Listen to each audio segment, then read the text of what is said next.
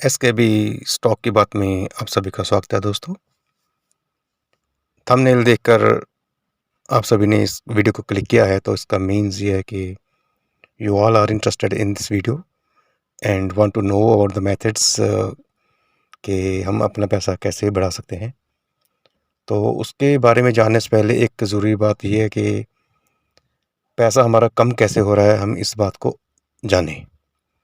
यानी जो इन्फ्लेशन है, रेट ऑफ इन्फ्लेशन है, वो हमारे पैसे को कैसे कम कर रहा है। इन्फ्लेशन एक बार रिपीट करना बनता है यहाँ पे कि पैसे की वैल्यू का अपने आप कम हो जाना। कहीं भी अपना पैसा पार्क किया हमने, कहीं भी रखा हुआ है, उसकी वैल्यू कुछ समय बाद अपने आप कम हो जाती है, यानी कि महंगाई बढ़ जाती है। तो उसको हम कहते हैं इन्फ्लेशन, यानी कि मुद्रास्फीति, पैसे की वैल्यू कम होना। एग्ज़ाम्पल हम ले सकते हैं, मान लीजिए आज 1 केजी एप्पल का रेट 100 रुपीज़ है। 100 रुपये के 1 किलो हम एप्पल ले रहे हैं आज, तो 1 साल बाद अगर वही एप्पल हमें 105 रुपये में मिलेंगे, तो रेट ऑफ इन्फ्लेशन क्या हुआ? 5% हो गया। ठीक है, हमारा 100 रुपया जहाँ हमने रखा हुआ है बैंक में, अगर वो हमारा 105 हो रहा है 1 साल बाद, तो हम एट पार, इन्फ्लेशन के एट पार हैं, बराबर हमारा आ जाएगा, हमारा कोई नुकसान नहीं होगा। पर इससे हमें कोई रिटर्न नहीं मिल रहा अपने पैसे से। तो सबसे ज़रूरी बात ये है कि हमें पहले तो उसको बीट करना है, इन्फ्लेशन को। उसके बाद जो हमने रिटर्न लेना है वो अलग बात है। ठीक है, अब बात करते हैं पैसे जो हमारे बढ़ते हैं, इंक्रीज़ होते हैं, उनकी वैल्यू एप्रिशिएट होती है। उनके मेथड्स जो हैं, वो ट्रेडिशनल मेथड्स जो हैं, वो वही हैं कि बहुत सारे लोग जाने अनजाने में अपना पैसा जो उनका सेविंग अकाउंट में पड़ा हुआ है, उनको वो बिना निकाले वहीं रखते हैं, वहीं पार्क करते हैं कि इससे हमारा रेट ऑफ इंटरेस्ट आता रहेगा और हमें पैसे हमारे बढ़ते रहेंगे। जैसे हम जानते हैं कि आजकल बैंक्स के जो एफडी के रेट ऑफ इंटरेस्ट हैं, वो 2.5 टू 2.7 है। यानी कि 1 लाख अगर आपने सेविंग में रखा हुआ है, तो 1 साल बाद आपको 2500 से लेके वो 2700 रुपये तक आपको उसका इंटरेस्ट देंगे, जो कि अगर आपकी अमाउंट ज़्यादा है, तो उसका इंटरेस्ट 10,000 से ज़्यादा हुआ तो वो पेएबल इनकम में आ जाएगा। ठीक है, तो इसके साथ एक और जो हमारा बैंक में रखने का एक कारण होता है, वो होता है एफडी, फिक्स्ड डिपॉजिट। उसका भी रेट ऑफ इंटरेस्ट चल रहा है आजकल 5 टू 6% पर ईयर। अगर देखा जाए मोटा मोटी, तो रेट ऑफ इन्फ्लेशन जो प्रेजेंट है वो है 5.8। यानी कि हमारा सेविंग अकाउंट का रेट ऑफ इंटरेस्ट या एफडी का रेट ऑफ इंटरेस्ट, ये दोनों इन्फ्लेशन को बीट नहीं कर पा रहे। तो हम जाने अनजाने में अपना पैसा उसको घुमाते नहीं है, वो वहीं पड़ा रहता है कि चलो कोई ना, ये अपने आप बढ़ जाएगा। तो ये हो गए ट्रेडिशनल मेथड्स। कुछ लोग, हम में से कुछ लोग क्या करते हैं कि वो रिकरिंग डिपॉजिट होता है जो आरडी पोस्ट ऑफिस में, उसको अपने को करवा लेते हैं। तो उसका जो प्रेजेंट रेट ऑफ इंटरेस्ट चल रहा है वो है 5.8, जो कि आपकी मिनिमम 5 ईयर्स की होती है, तो मैक्सिमम 10 ईयर्स की होती है। ठीक है जी, and after that you will get rate of interest at the rate of 5.8%।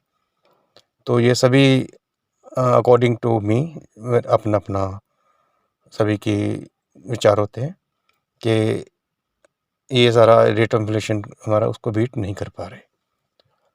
तो अब बात आती है ये कि ये तो हो गई सारे पुराने मेथड्स जो हम लोग करते आ रहे हैं।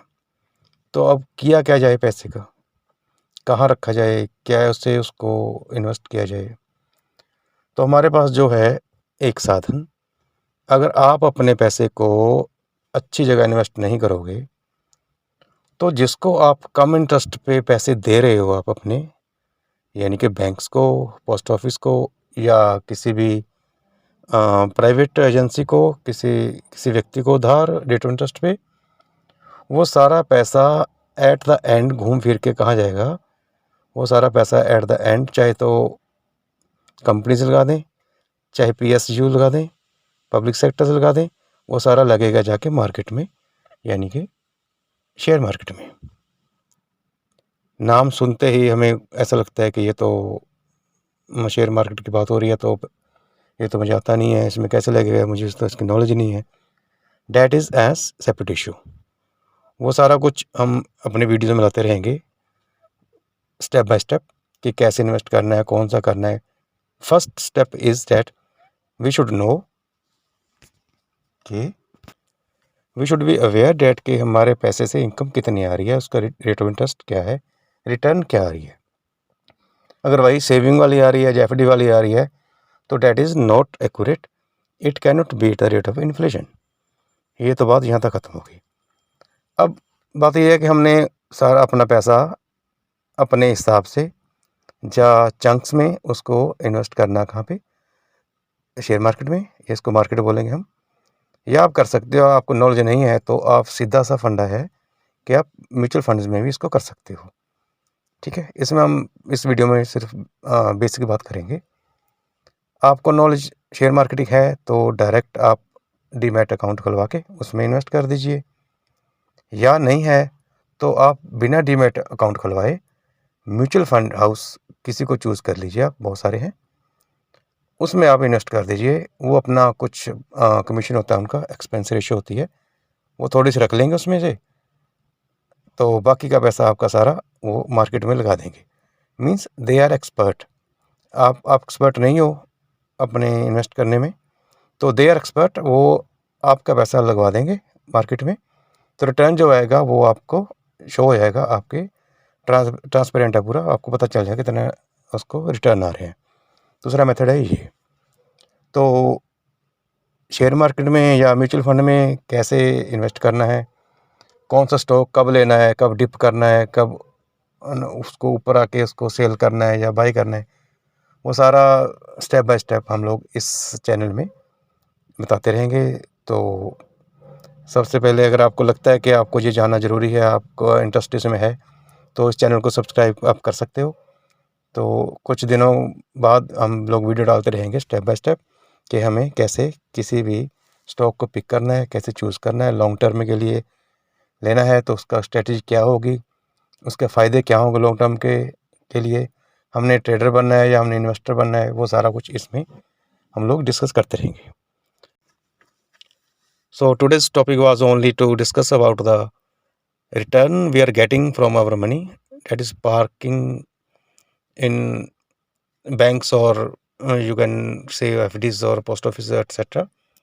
So if you want to invest it into the stock market or mutual funds, then you can subscribe this channel, and in coming days we will upload separate videos on this topic, and meet you soon in next video. Till then, see you, take care, bye.